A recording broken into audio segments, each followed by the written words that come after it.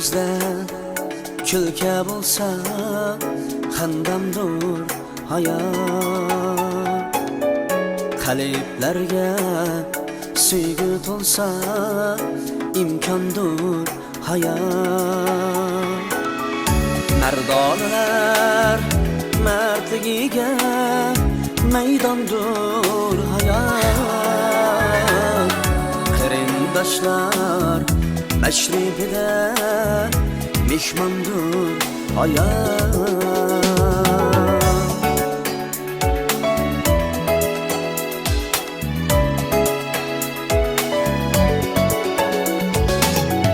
Açık açık göz yaşlarga toludu yollar.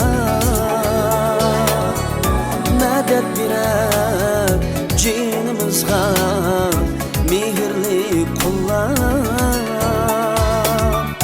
Ümit kuşu pervaz kılar menzilni boylap.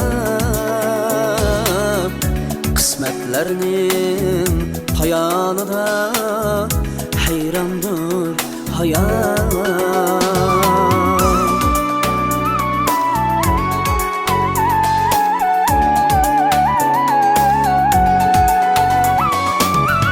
Gül çiçekke hürkengeyimiz bahar demleri. Hemrayene bizge soğuk kıştın gemleri.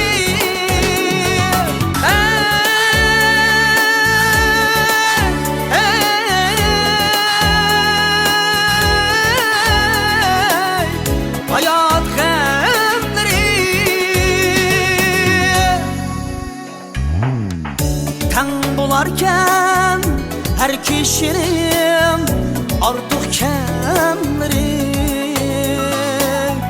İnsan üçün ganimettir, mihmandır hayat.